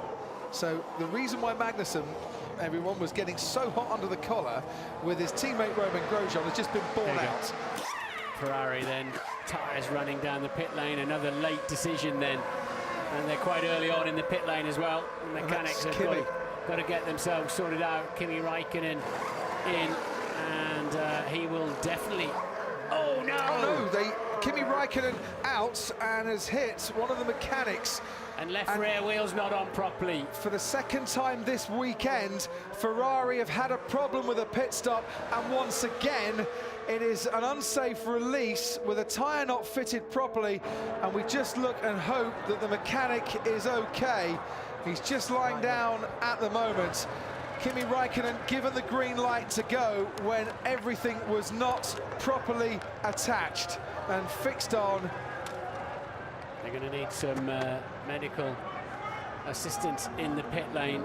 They are, and I would imagine that this might just shut the pit lane for a moment as well, because that looked like a fairly nasty contact that was made between the car and the mechanic. Yeah, fully live pit lane for others to make a stop if they want to or need to still. And I don't know whose garage the Ferrari's parked. It's right outside our window. It's in front of the Force India garage. But alongside their pit stop, in fact, they're getting ready for a pit stop, Force India, as they... so the Ferrari mechanics... Force India dives in as they move Ferrari mechanics out of the way. I'm doing radio here, sorry, I'm telling you what's going on out of the window in the pit lane. And Force India pitted sort of alongside the stricken Ferrari. It didn't seem to hamper the Force India pit stop. The Ferrari mechanics doing a really good job surrounding Kimi Räikkönen's car and saying go to the right, go to the right of this Ferrari car, and in came the Force India of Esteban Ocon. You can see the car being wheeled away there, the mechanic still on the ground with the stretcher being called for as well. It's a very, very nasty incident there. We all go wow at these 2-second pit stops in Formula One, but sometimes they can be a little bit too quick maybe for their own good. And Maurizio Arriva-Bene back out onto the pit wall to see what has happened there. It's the 3rd time in a race that Kimi Räikkönen has retired with Ferrari due to an unsafe pit release. So they never got, look at the colour of the tyre, they never got the rear wheel off. No. The incoming tyre, look, is still on there. Sebastian Vettel leads this race from Valtteri Bottas. The gap, 5.7 seconds. Lewis Hamilton, 14 seconds further back from his teammate. And then comes Nico Hülkenberg, who's 4th, Fernando Alonso 5th, and Pierre Gasly still ahead of Kevin Magnussen, who is in 7th place. Paul? Yeah, that could end disaster for Vettel as well, because obviously Räikkönen on the more optimum strategy where they wanted to go, and they've got to leave Vettel out there, and obviously until, you know, rightly so, they get the mechanics into, but you're delaying that, you know, if you're 2 or 3 seconds a lap quicker, it could just leave them, you know, not in the position to attack for the last 2 laps. Max Verstappen packed up, ready to go home. So what were they doing with Raikkonen? I think it was trying to play a disruptive game by bringing him in and seeing what kind of pace he got with the information for Vettel out front as well. The FIA are going to want to have a serious chat with Ferrari about this, Martin. Second time this weekend they've released a car not in the right condition. And I guess all the lights would have been on because there were no guns working and all four wheels were tight. There's just one of them hadn't come off. As far as I'm aware, and this is what I've been told about the Ferrari pit system, all the lights go on to say that the tyres have been changed and everything is okay, and there is a man that gets all that signal, but he has the power to override it if he thinks, actually, no, we can go because everything's done. So it might be that the system didn't say we should go and someone pressed the button, or it might be that everything still was green, because as you rightly say, the tyre hadn't come off. Yeah, the wheel was tight, it just hadn't come off. So maybe they'd got green lights everywhere. But it does beg the question, and I'm sure you'll talk about this afterwards, and we'll discuss it on #AskCrofty as well, is the old system of a man with a lollipop the better way to do it rather than trust technology? So Hamilton's turned up the battery and the turbo. He's now going to have to do this on pace. If Vettel can get to the end, he'll be limping a bit on those tyres. He'll be ailing on those tyres if he can do 39 laps on them. So Hamilton might have to do this. He might turn from tortoise to hare again in terms of it's about raw pace. Well, here he goes, herring around. He's just set the fastest first sector time. In that Ferrari garage, they'll be very concerned about their fellow crew member. He has been taken to the medical centre on a stretcher. You can see right the rear left tyre just wouldn't come off. Stop, Kimi, stop the car, Kimi, stop the car. Maurizio Arrivabene appealing for calm, but that pit stop was anything but calm, and the stewards have confirmed they are looking at an unsafe release investigation after this race. On Friday, Ferrari will find €5,000 for Kimi leaving the pits without the wheel attached properly. Plan D. Kimi is retired for an issue. What is plan D, and what happened to plan C? I think it said B. Oh, was it B? I think it was B. Either way, does that go to the end if you can? I think that's a one-stopper, isn't it? Like, eke this to the end. Well, at the moment, Sebastian Vettel, after managing his tyres for a bit, is now increasing his pace relative to Valtteri Bottas. Look, the gap between first and second, Martin, 7 seconds. Lewis Hamilton is lapping quicker than Sebastian Vettel, but he at the moment is 19.6 seconds behind the race leader. It's the worst feeling in the world when you can hear race engines at maximum revs and you're not part of it. It just doubly reminds you of your disappointment, whether it was your fault or somebody else's fault or the car's fault. Okay, Lewis, we're struggling with the radio, but target lap time at a low 34, so you're doing a good job. I just need you in tag mode 2.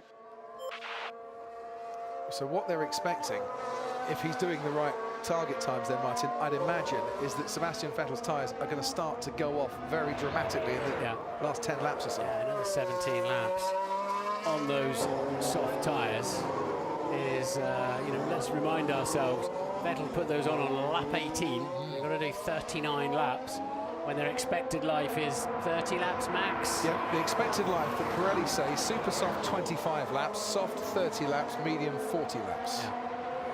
So Vettel's going to have to be like a ballerina to the end of the race, and so what's going to spoil that for him is if Bottas and Hamilton can really turn it on pace-wise. Into the pit comes Fernando Alonso and Nico Hülkenberg. Is it worth mentioning the previous couple of times that Ferrari have pushed the limits of the tyres beyond their limits? I'm thinking Spa, and I'm thinking Austria, where Sebastian Vettel led a race and was in the podium places, and the tyre burst, Martin. Absolutely. That was perfect for Gasly. Gasly was just recatching those with his fresh tyres on, and they both pitted, covering each other off.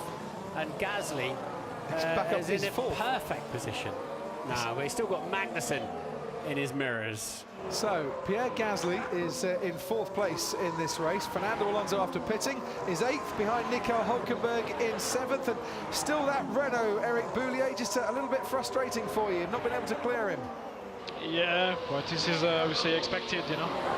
We are closing on Hülkenberg and with the threat of Vettel and behind, so we had to do it. And in terms of Stoffel Van Dorn, you've got him back up into the points as well. There's been a few retirements. How's his race looking? Yeah, he looks okay actually, and we had some good calls and obviously benefited, as you said, from a couple of retirements. Thanks ever so much indeed, Eric. Back with you just in a few moments' time, I'm sure. The gap between Bottas and his teammate Lewis Hamilton coming down quite dramatically here, Martin. Just 11 seconds now between the two Mercedes. Yeah, just trying to understand what I've got to do. Pick up pace enough. Okay, Lewis, so you need to target low 34s. If you can let us know your tag mode to achieve those lap times, we can make a decision. I get that I've got to do a low 34, buddy, but I'm doing a 34.3. Is that enough? Yeah, copy that, Lewis. So you're doing the target lap time, just need to know how hard you're pushing. Paul di Resta down at the pit lane. Tag mode, what does that mean? I guess turn the engine up and push on a bit. It was interesting for me to see there Alonso stop, and he had obviously committed to a one-stop with McLaren, going from a soft tyre onto that medium, and then they've just chosen to go back and stop again. So is that something, that tyre compound that we've not saw on Friday afternoon when they did the long runs, it's gone into the danger zone? Is that going to affect Mercedes and Ferrari maybe on the right tyre that's working better just because it creates a bit more load? Could the race have swung around a bit, Martin? Well, the point is that Perez and Alonso have both just aborted one-stoppers using the medium tyres, which is what Mercedes are doing.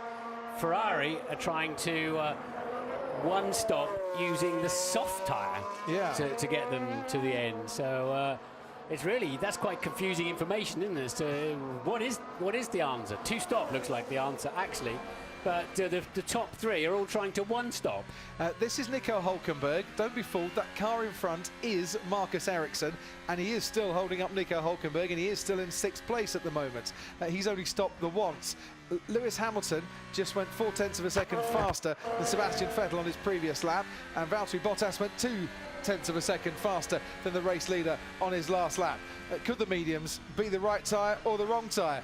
Could Ferrari have got it right? Could Mercedes have got it right? Who knows here in Bahrain tonight? Hi Lewis, it's James. The main thing at the moment is Vettel may not stop. Just go to tag 2, tell me what that times it ends up being, and we'll see where we get to.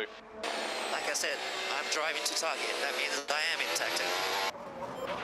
Yeah, but he hadn't said that. That was the thing. Hülkenberg now gets past Marcus Ericsson. They just wanted to know, are you in tag 2? Yeah. So there's clearly some kind of telemetry issue, because you'd normally know, they would know when Hamilton blinks his eyes, let alone what engine mode he's in. So there's clearly a communication issue going on between the car and the pits, greater than the radio. And we saw Van Dorn a couple of laps back, or a minute or so back, passing Hartley. That was up into 9th place then for Van Dorn. McLaren running 8th and 9th at the moment. And here's a replay. Hülkenberg on Marcus Ericsson. You saw the foot tapping on the pit wall. That's not Christian Horner this evening. That was Freddie Vasseur down at Sauber. This could be a very good evening for Sauber at the moment, who are still running to that one-stop strategy. Very slow-moving Haas being lapped there. Yeah, getting out of the way. But he's now got flailing bits on the side of that car, so I wonder if the race director might throw that a black and orange flag, black flag with an orange circle in it, and an instruction to bring it into the pits with a barge board flailing around. Another one. And Paul di Resta, we can head down to you. Yeah, I just want to pick up on that switch that they're talking about. Since the introduction of Pirellis, what the teams have done to try and make us, to try and make it a bit more difficult for us and pick them up on it, they have a rotary switch, and what they do is, as the driver, the balance change, and when they feel like they're getting to the end of the life of the tyre, they change the steering wheel switch, and obviously with the live communication, they've got the live telemetry, the team can track it that way. So I think they're just probably confirming Lewis is in the right mode and he's not forgot to do it. Thanks, Paul. So down the pit straight. More bits flying off. Yeah, that black and orange flag, I wonder, Martin, is are the marshals searching for it at the moment? Yeah, it'll be hung out on the, I guess they do it through emails and systems to the pit wall now, but it'll be hung out on the start-finish line if they want to hang it out. You can't have bits keeping on falling off, can you? Hamilton's 17 seconds off the lead, Bottas 8 seconds off the lead. If Vettel's nursing his tyres to the end, he's doing a very good job. Well, he is. What Mercedes need here is Valtteri Bottas to pick up his pace, and he's not, unless he's had a bit of traffic maybe to go through, and I think he might have done on the previous lap. His pace is not matching Sebastian Vettel's. So it was Grosjean's car that spat another piece out, and that's why they don't like flailing pieces. You know, now you've got to think about the marshals, you've got to think about the crowd, and the pieces flying off cars at 200 miles an hour. So, good job. Let's just closing Vettel down. Now he's been freed into a bit of clean air, Martin. He was half a second quicker than Sebastian Vettel through the first sector on this lap, Valtteri Bottas. Yeah, he needs to be getting on with it. If they're going to burn the Ferrari's tyres out, they need to burn his mirrors out as well. Yeah, yeah, exactly. He's gone through that management phase, and this is Marcus Ericsson and Fernando Alonso. Ericsson has the inside line here and has been on those tyres for an awful lot longer than Fernando Alonso's been on his super softs. Is this a battle that Ericsson can make extend for any longer? As down towards the hairpin we go. Ericsson once again has the inside line, but Fernando Alonso is ahead of him and he's up into 7th place. So there's one-stop strategy for Sauber. I would imagine they're still targeting a 10th place finish on this one. Fernando Alonso was not the man they were fighting. Stoffel Van Dorn, Romain Grosjean. Well, Grosjean's 12 seconds further back on Ericsson and Van Dorn 6 seconds further back. And there are 12 laps to go for Ericsson to hang on. And the next man to be lapped is Fernando Alonso, as you see the race leader coming up behind them. Yeah. And, well, Ericsson and Alonso, they've swapped positions. So how do Sebastian Vettel's tyres look? No idea how they feel for him. Please let me know if I'm on target. Sorry, Lewis, I could just hear wind noise. Just hear wind noise. I think we can hear him better than the team, can't we? Well, the message was just let me know if I'm on target. The answer's no. Even the request is a low 1 minute 34, which I think's been acknowledged. And he's doing late 1 minute 34s. Lapping quicker than the race leader, but not by enough to make a dent. Sebastian Vettel, who won the opening race of the season. Sebastian Vettel, who won, of course, in Bahrain after starting 3rd on the grid last year, leading here after 45 laps. It has been a thoroughly absorbing race with plenty of great moves. Carlos Sainz ahead of Romain Grosjean, ahead of Esteban Ocon, and there's Sergio Perez as Force India might fancy their chances for a first points finish of the season. And Ocon now coming out of turn 3, wheel to wheel with Romain Grosjean. Can he get ahead of him before they get into the hairpin at turn 4? Yes, he can. And Ocon ahead of the Haas. That was all for position as well, as Sainz went through in the Renault.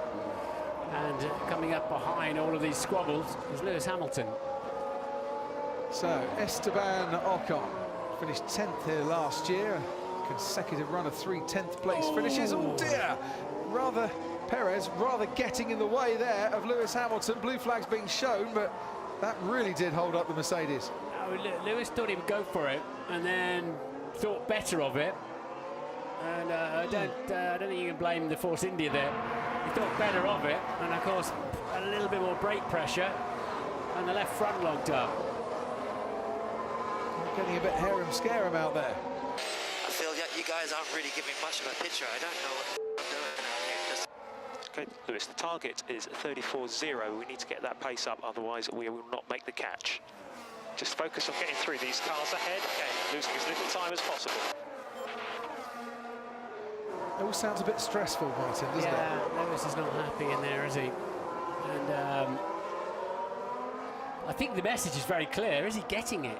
Yeah. You know, but he did confirm low 34s and whatever mode they want for his power delivery. Whatever he's got, he needs a bit more of it right now. It's not fast enough, and that was a horrible, through the traffic and having to lock up behind the Force India, a horrible 1 minute 37.0 when the target is a low 1 minute 34. Yeah. He's now 18 seconds behind the leader, so while he's getting angry, he's not going forward. The Haas was there for a little bit longer than you would normally expect, but it's been released safely. 4.6 seconds it was stopped for. Grosjean comes out into the race in 16th place. Esteban Ocon, you can see there in the Force India behind Carlos Sainz. That's the scrap for the last points position. Was there a little problem here with the Haas pit stop? The rear rights. Whatever happened, might have been front left, I think. There, we hope everything was attached properly. He's cleaned the side of that up, hasn't he, one way and another? Left-hand side barge board was underneath the car and left-hand side talus. That's what they did. They just... So the tyres are on, wheels are on, but they were busy collecting whatever detritus we haven't seen flying through the air. The rest of it was hanging underneath it. Right, so while we watch Carlos Sainz and Esteban Ocon here, Martin, just to let you know, Sebastian Vettel, last lap, 1:35.0.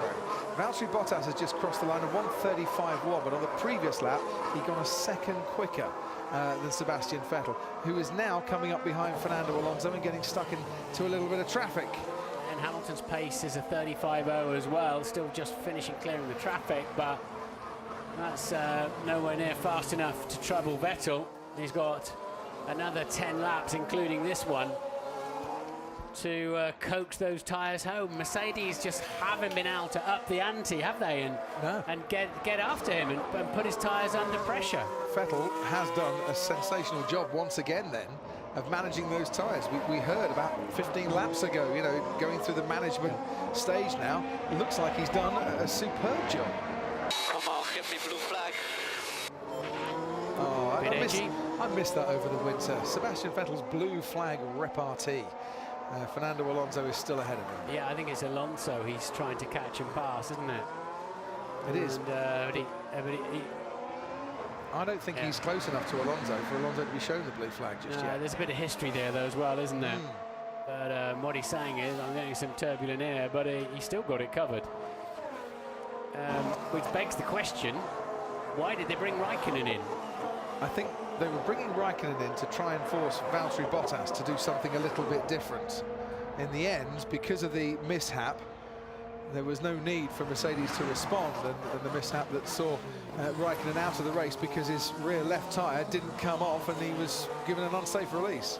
That little mist of spray you can see coming out of the back of the Ferrari under this year's regulations, they used to put that through the engine, giving them a little bit more power. They're not allowed to do that this year. So they're clearly just pumping it out of the back instead. I think a few drivers moaning about what hits their visor if they follow a Ferrari for very long. Might need to tear off a few strips more than if you're stuck behind other cars. So on board then with our race leader. Let's get a look from the cockpit here. Just keep your head down. I don't know if Vettel's going to fall off at that tyre curve. Where is the end? Where is the end of the plateau? Mercedes don't know. Ferrari might not know. Some wheel spin there, a long way out of the corner. I would say a very far end of the traction zone for the Ferrari. Interesting to hear that wheel spin. If you get down the rubber to a certain degree, and the tread thickness is pretty thin anyway on a Formula 1 tyre, you start to lose heat out of the tyre because the rubber generates heat as well as it moves around on itself. So, and then you'll start to lose an awful lot of grip. That's the window they're telling Lewis about. Valtteri Bottas is better positioned to have a go at it, but he's just 5.4 behind now. And another lock up then into turn 8 for Lewis Hamilton. And Bottas, as you pointed out earlier on, still got a great chance of winning this race, David. And but if he's got anything in his pocket time-wise, he needs to start delivering it now and putting that Ferrari under pressure, because again, if Vettel's tyres start losing temperature, he'll start locking up in the braking zones as well. Now this is the lap where I think we're going to see whether Sebastian Vettel is on that tyre curve, whether he's got to the end of the plateau and he's starting to drop off a little bit, because Valtteri Bottas has cleared Marcus Ericsson and Stoffel van Dorn. They might have been holding him up just a little bit as the blue flags were being waved. Sebastian Vettel is losing ground to Fernando Alonso. Alonso's on fresher tyres, so there's not much surprise in that. And it's Bottas hasn't got any cars between himself and Vettel. 0.2 of a second, Martin, between the two of them in Bottas's favour through this first sector. But if you're going to get wheel spin, are you suggesting in the middle part of this lap that's where you're going to be affected the most. Well, we know this is a rear tyre limited circuit. It's the rear tyres are going to give up on you first. I was just a bit surprised to hear how far out of turn 10 the Ferrari was spinning its rear tyres up. So Vettel is really having to dance with the throttle, trick the throttle like it's got an egg underneath that you don't want to break when you're applying all of the torque of these 1.6 turbos with their battery pack. So 0.3 of a second in the middle sector, once again in Valtteri Bottas's favour. That's half a second on this lap. The Finn has managed to close down on the race leader. Lewis Hamilton about 0.3 of a second faster than Sebastian Vettel. He's not racing for the win today.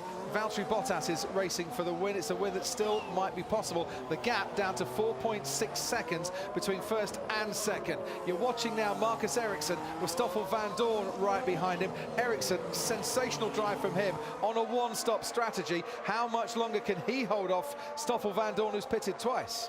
Yeah, and the Sainz is another 10 seconds behind them as well, so it does look good for Ericsson. You'd think Van Dorn ought to be able to make this move up into 8th place. His teammate's 7th at the moment is Fernando Alonso. Tyre curve.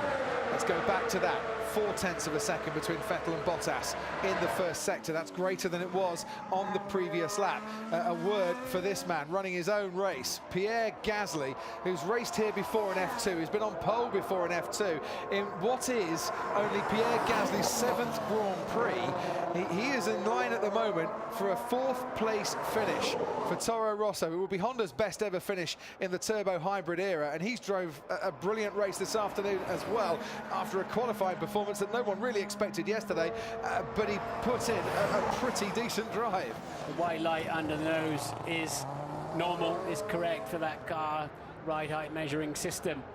So don't be alarmed by that when you see that.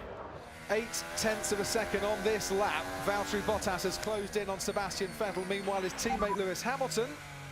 These guys getting blue flags. Hey, firm Lewis, they should be getting them. Yeah, you can see the blue flag waving on the right-hand side. Carlos Sainz lapped by Lewis Hamilton. The gap out in front. Sebastian Vettel still there. Now 3.6 seconds. Yeah, Valtteri Bottas, struggle, isn't he is reeling him in like some champion angler at the moment who's got the big fish and the big prize very much in his sights. What can Sebastian Vettel do? He's losing grip on his rear tyre. This is what they've been learning. Hamilton's done a 33.9 now. He's really getting into the zone. He should have been in half a dozen laps ago. He's been clearing traffic as well, it must be said. But I think Vettel is going to be really struggling in the closing laps and under pressure from at least one. And if Hamilton can keep the speed up, possibly even 2 Mercedes. Sebastian Vettel forced into a one-stop strategy where Ferrari's initial aim was to put 2 stops down, now has to hang on for dear life. And the gap coming down bit by bit by bit as corner by corner by corner, Bottas has more grip. There will be no more lapped cars, so just push to close it. It's all up to you now, Valtteri, is pretty much the message from Tony Ross, who said, we're targeting the win today, and Bottas can now see Sebastian Vettel in the distance, and a Sebastian Vettel that is going significantly slower than the Mercedes is.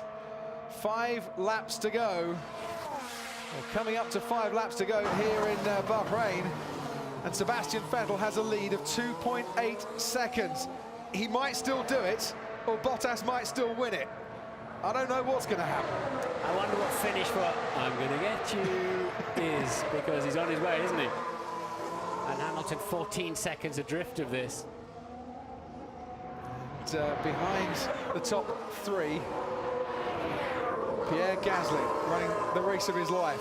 Kevin Magnussen making up for the disappointments of Australia and running in the top 5 for Haas. Nico Hülkenberg bringing home more very useful points for Renault. Fernando Alonso still trying to get past Nico Hülkenberg, who we think has been suffering battery issues all race long. Marcus Ericsson in 8th place, still ahead of Stoffel van Dorn. Carlos Sainz in 10th place, holding on to the last points place with Esteban Ocon right behind him as well. And Vettel on the radio complaining about vibration from his left front. Maybe he's just locked it up somewhere.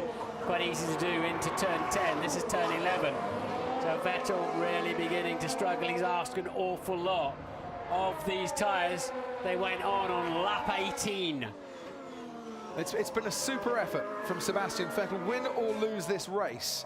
It's been a super effort. Mercedes, with their one-stop strategy, seems to have got everything spot on for this weekend.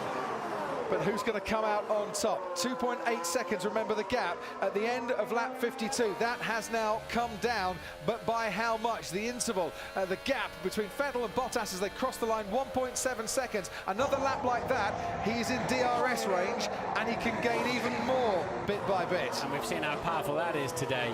2 detection points around the lap as well, so he might even get it halfway around this current lap, Crofty, as Hamilton has to get past the Sauber, and he does that down into turn 1.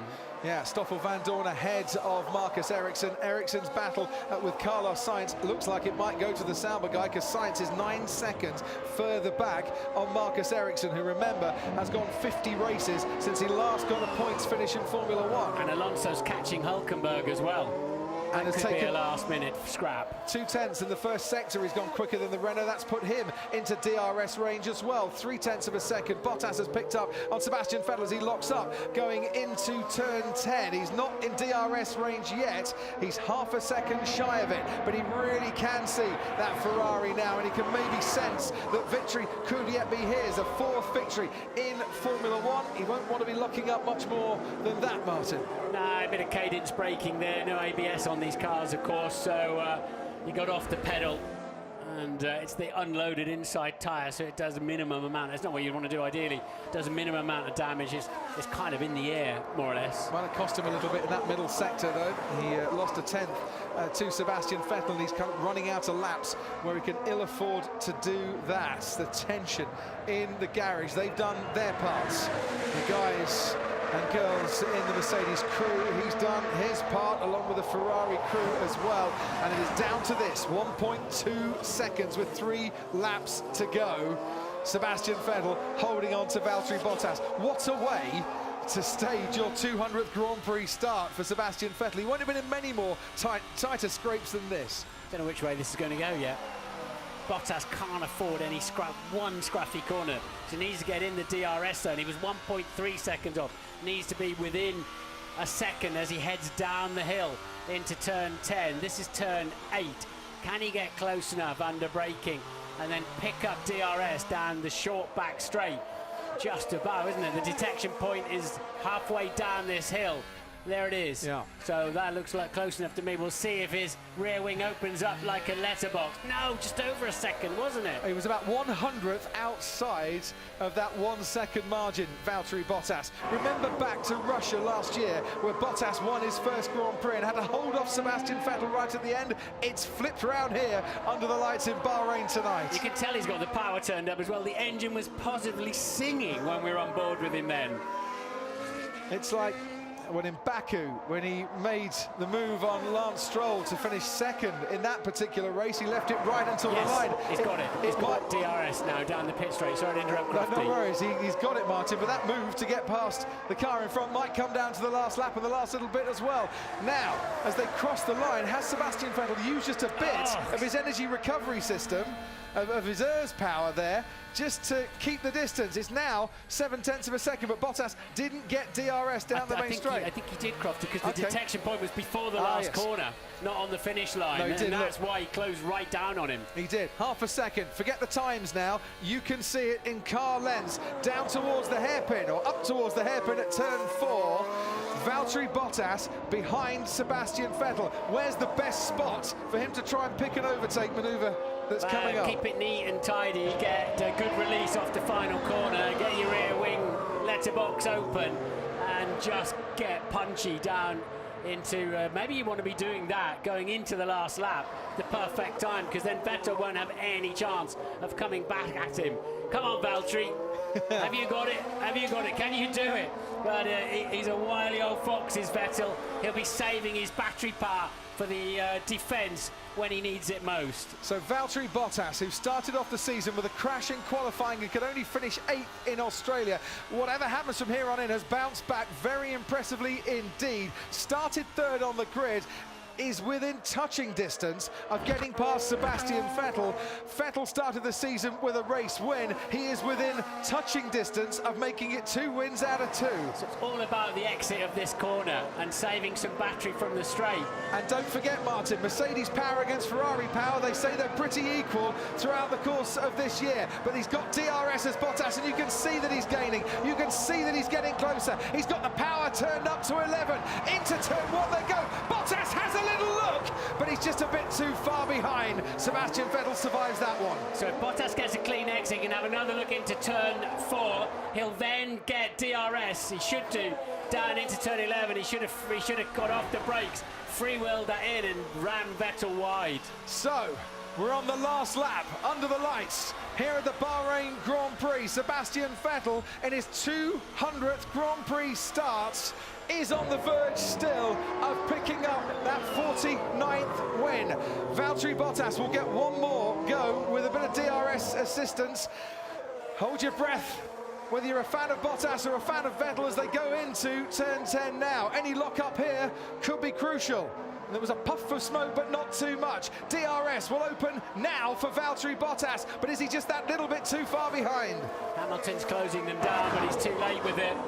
And Bottas is also too late with the attack. He had his one moment, he was a long way. Would have been a brave move, might have ended up with contact, but Vettel, the wily old Vettel, has kept it where he needed to keep it. Lap 18, he put those tyres on. He is nursing them home towards the end of 57 laps to emulate Michael Schumacher, Nico Rosberg, Jenson Button and Lewis Hamilton, who all won their 200th Grand Prix start. And in his 200th Grand Prix start, Sebastian Vettel wins the Bahrain Grand Prix for a second win in 2018 out of 2 races. Gerhard Berger, the legend from Ferrari, waves the flag for Sebastian Vettel. Valtteri Bottas comes home for second place. What a great effort, only 0.6 of a second down in the end. Hamilton finishes 3rd from 9th on the grid, and Pierre Gasly, stand up and applaud the Frenchman as he comes home for 4th, whilst his teammate battling and scrapping along. There he is, the Toro Rosso driver, finishing 4th on this race. Kevin Magnussen 5th, Hulkenberg 6th, Fernando Alonso finishes 7th. That Brendan Hartley battle with Sergio Perez, Hartley finishing 13th, Perez 12th. Perez passed him on the line, yeah. Right on the line. It's 0.0 according to the computer.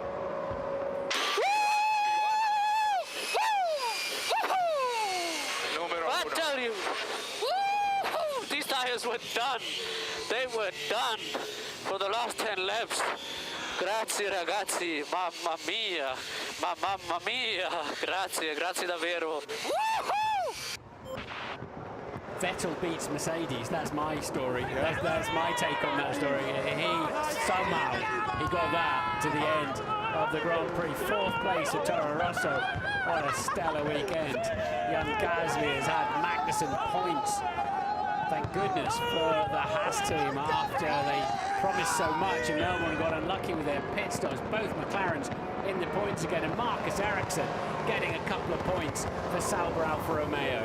Vettel wins the Grand Prix for Ferrari. Gasly comes 4th for Toro Rosso. For Sauber Alfa Romeo, Marcus Ericsson gets his first points in 50 races. This is the biggest party that Italy has got coming its way since they last won the World Cup. Unbelievable! Unbelievable! Congrats, guys! Grazie mille a tutti! Fantastic travel! Take a bow, Pierre Gasly. Take a bow, Toro Rosso. That is a great achievement, and well done, Honda, too. That is a very, very nice, timely, impressive win. 4th place, I should say, for you as well. I think if Valtteri Bottas has been a bit more punchy, Gasly might have been on the podium there, because we need to see a different camera angle, but... Thank you, guys. Now we can fight! Well, well, well, what a Bahrain Grand Prix that was. And if those tyres were done with 10 laps to go, what an achievement by Sebastian Vettel to get them home and to bag the win as well. Fernando Alonso, by the way, is now 4th in the World Championship after that result for McLaren today as well. Gasly with the Honda engine fourth, but McLaren will still be very happy, I think, to get, that's all 4 starts back in the points for them this year. So continues to show promise. Good. Well done, Marcus Ericsson, as well, because that's not the fastest car on the track. He got himself inside the top 10 ahead of Ocon. Some points for Force India. 1 point anyway. Yeah, their first of the season. I've just totted it up, Martin. Actually, no, I haven't. Someone's given me the information. That 4th place for Gasly. Toro Rosso's 7th top 4 finish in their 228 race history. Because this man won a race for them, didn't he?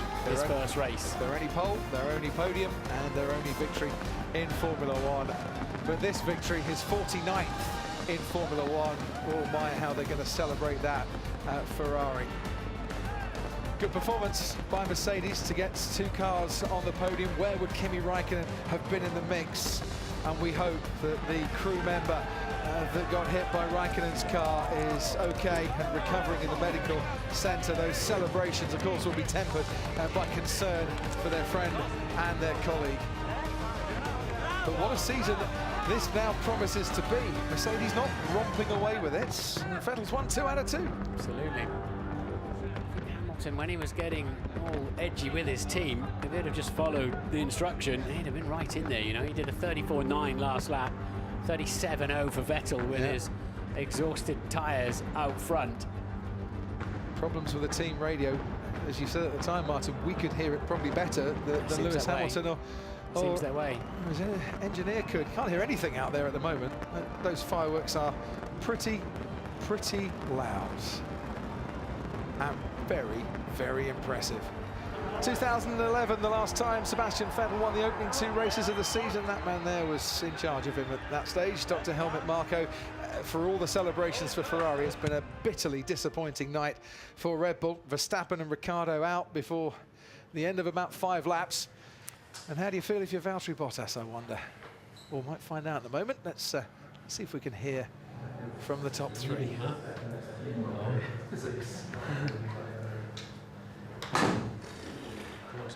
I had no tires.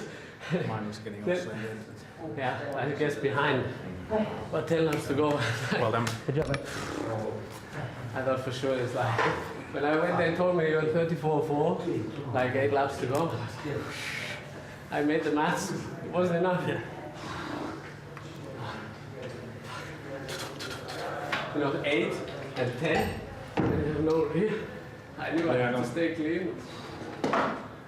Oof. Such a dick.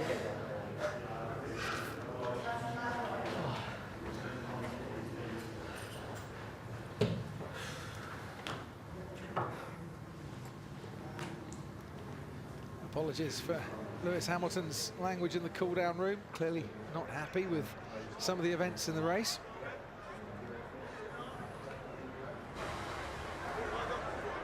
You might feel on reflection, Martin, as you just mentioned a few moments ago, that something better than 3rd place was available for him. I'm a bit confused also why Bottas didn't apply pressure earlier. Andrew. He'd have been given a target, wouldn't he? He'd been told, this is how we want you to drive. We don't know whether he was driving to that target enough. Maybe Mercedes didn't believe that Vettel could be such a magician on tyres that wouldn't pass an MOT test, I suspect. Countdown to 1,000, which should happen China next year, if I've got that right. Not that Bull tyres pass an MOT test anyway. That's why they're slick tyres. You only need the grooves to clear the rain on the road. The rest of the time you want as much rubber on the track as possible. So Hamilton, starting outside the top 6 for an 8th time, comes home on the podium. It is 3rd place for him and 2nd in the Drivers' Championship by 11 points from this man, Valtteri Bottas. 2nd on the road today for Mercedes-Benz after starting 3rd. For Sebastian Vettel, it is maximum attack, it's maximum points, and a maximum return for the opening 2 races of the season. 50 points and another victory. Scuderia Ferrari, the German and Italian national anthems.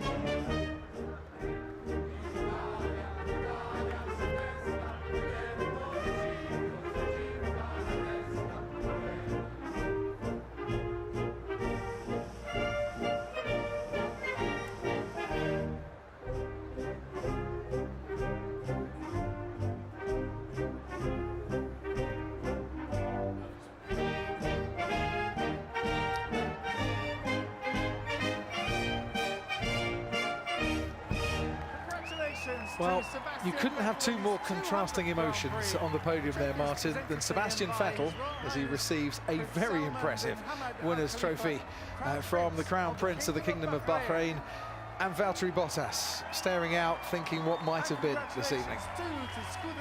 Yeah, was it a win it or bin it moment? I think it probably was. Was it lost in the moments where he was losing pace with about 10 or 12 laps to go? When the Ferrari hit the tyre curve, well, Bottas closed in very rapidly indeed. But it's a second place trophy for him, and in Formula One it is a 23rd podium. Still an impressive trophy. It's Mercedes. Personal driver of the day is not up there. Pierre Gasly in 4th place. Absolutely. Left Magnussen by a dozen seconds in the end, and Hulkenberg and Alonso, and some very good drivers and some very good cars. And in the championship, Ferrari then have a 10-place lead over Mercedes. Sebastian Vettel a 17-point lead over Lewis Hamilton. The fight for 5.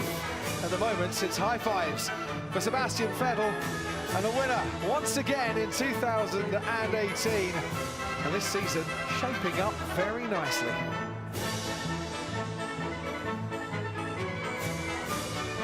Perhaps not the Rosewater vintage Sebastian Vettel that normally winds up on the podium. Not quite as fizzy as the normal fizzy stuff. It's a lack of celebration there from the Mercedes boys. Vettel outsmarted them, and who was that? Any kung fu thing when he used to dance across the rice paper.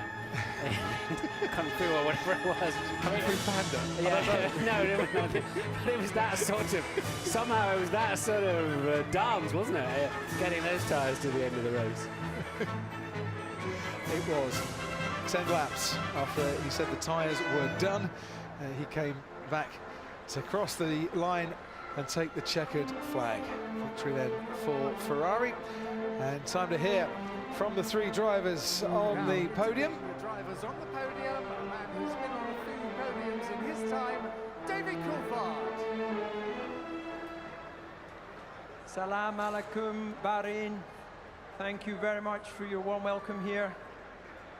Seb, you had to work for that one. Yeah, I mean, I think I came on the radio 10 laps to go. I have everything under control. I don't know if they broadcast that, but that was a lie, I admit.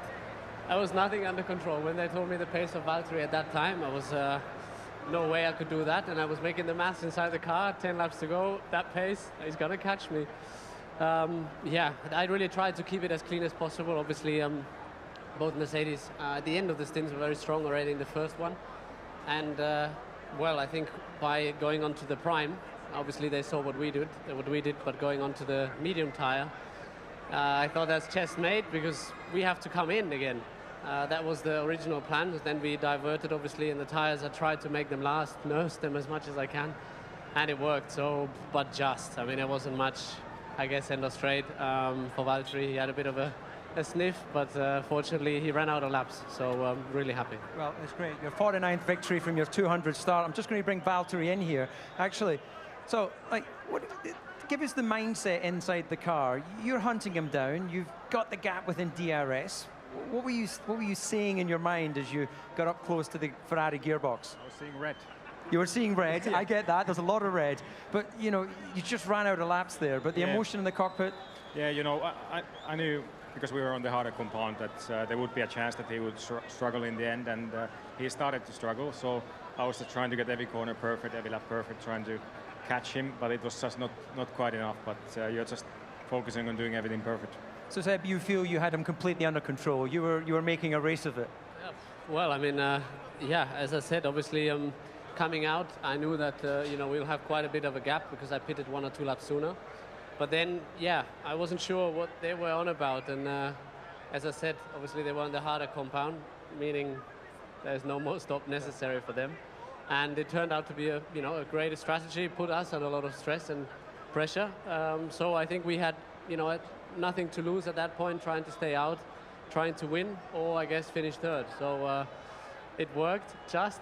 So really pleased, obviously, if it's, you know, if you manage to get the win under these conditions, it tastes even better. So really happy. Quick message to Seb for next time. You're going to get him, or you can look him in the eye. You don't need to hide looking at his gearbox. Well, being second with such a close margin and having good pace in the end is extremely disappointing. So for sure we'll try to get them next time. Okay, good stuff. Lewis, congratulations on the podium. Difficult weekend. Great to see the local support you have here. We heard you frustrated in the car. There were some radio communication issues. We could hear what you were saying, but somehow your team couldn't.